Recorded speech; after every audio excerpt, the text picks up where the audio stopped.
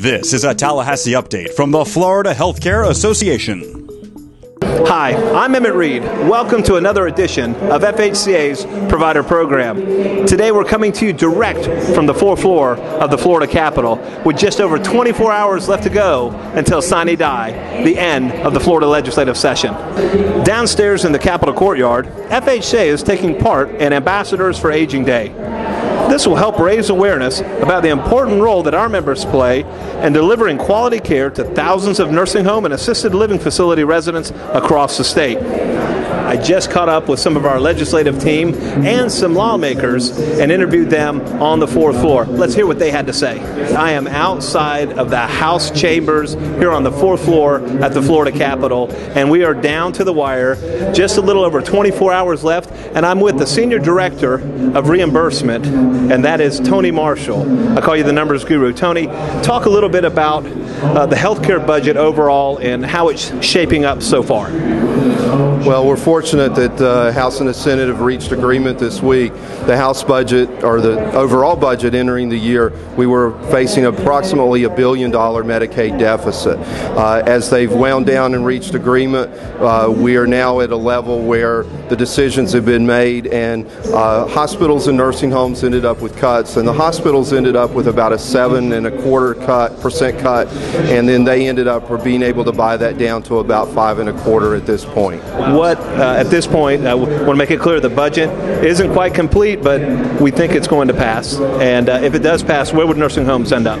Yeah, the budget as approved right now, which will be voted on Friday, actually has a reduction for nursing homes of 1.25%. We started out with a 2.5% cut in the House, and during the conference process, we were able to get that reduced down to 1.25%, which is equivalent to about $35 million for our providers. Right, and at the risk of leaving people out, we know Senator Negron and Senator Gates are very vocal helpers, vocal allies for nursing homes, and on the House side, certainly Representative Will Weatherford, also right there with us. Now, our members are going to hear 1.25% cut, and they might get a little excited that we got cut, seeing that the governor's budget and the Senate was zero.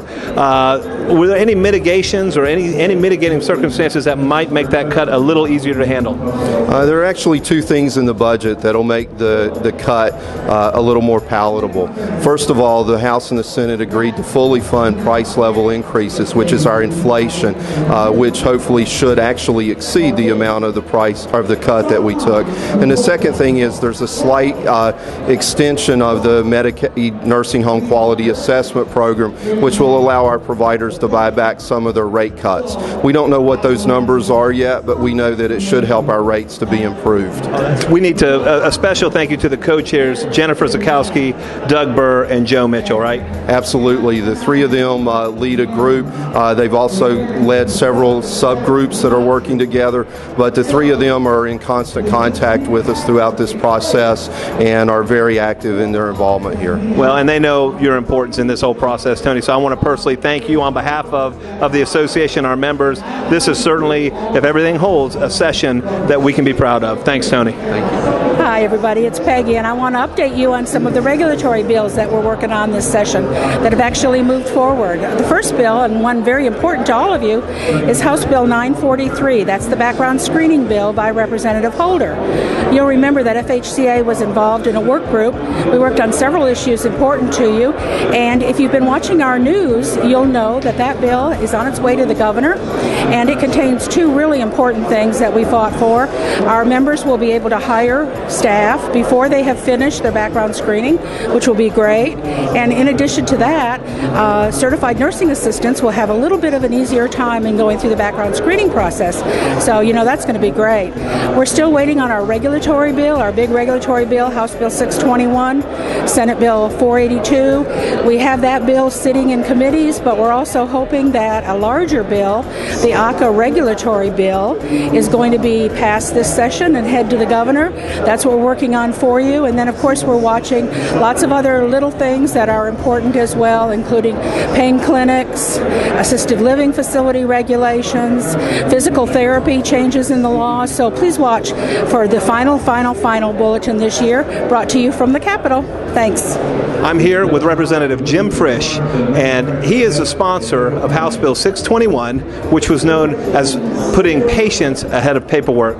Representative Frisch, first of all, I just want to, on behalf of the members of the Florida Healthcare Association, thank you so much for your sponsorship of this important bill. Just talk about why that bill is important to you and why you sponsored it.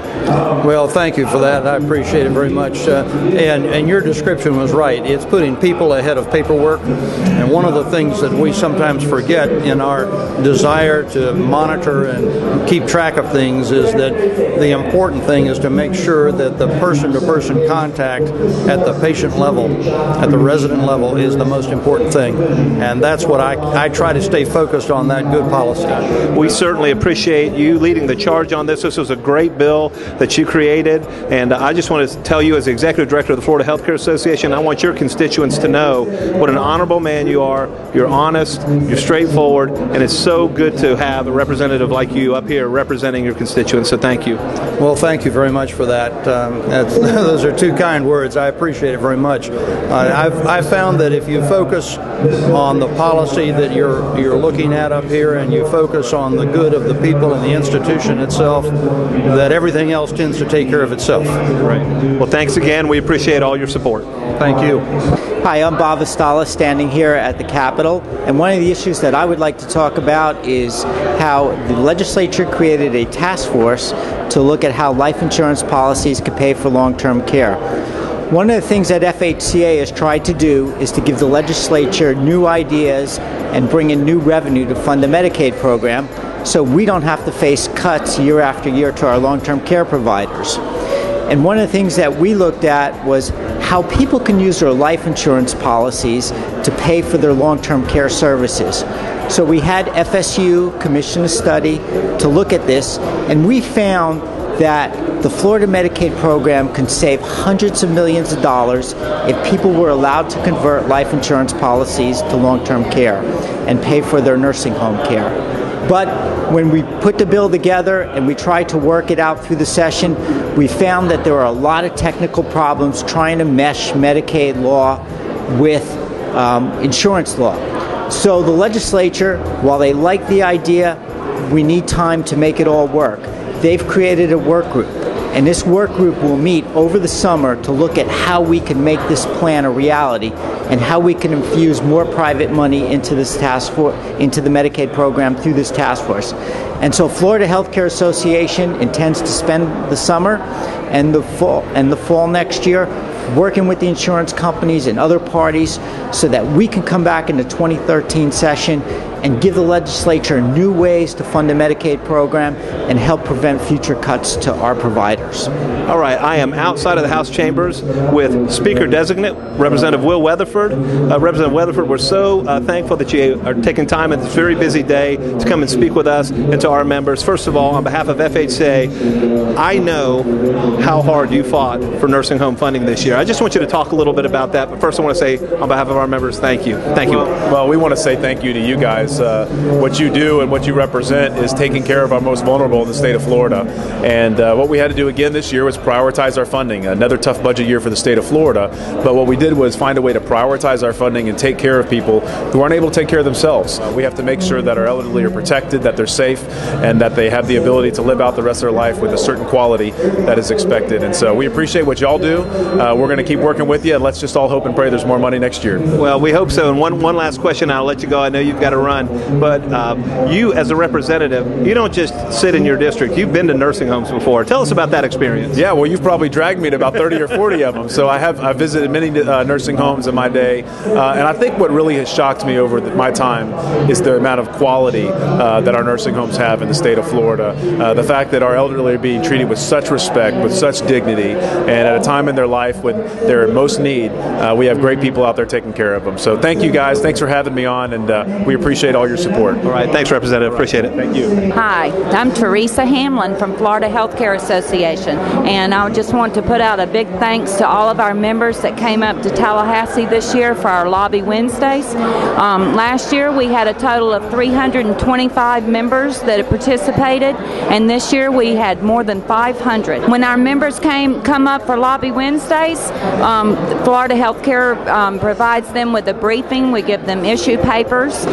explain all of our issues, educate them on all of the priorities, and then they come over to the Capitol and meet with their local legislators and leaders and discuss our issues, and it has just been a great experience for everyone that's come up this year, and I think that it has really helped with all of our issues. Next year I hope that we can have even more, so I'll see you next year. You know, I really feel like we're going to end up with a great session. I'm very hopeful that we do, but there's no way that this could have happened without the over 500 members of FHCA that attended Lobby Wednesdays this year. It's an absolute amazing number. It's humbling to think that administrators, CNAs, DONs, nurses, doctors, nursing home owners, vendors, all took their time to come up to Tallahassee to lobby for their residents. We know why you do it. It's why we do what we do. And I want to give you a heartfelt thank you.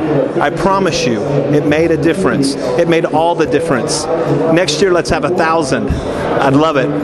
Until next time, I'm Emmett Reed, keeping you informed about the critical issues that impact long-term care and the providers we represent.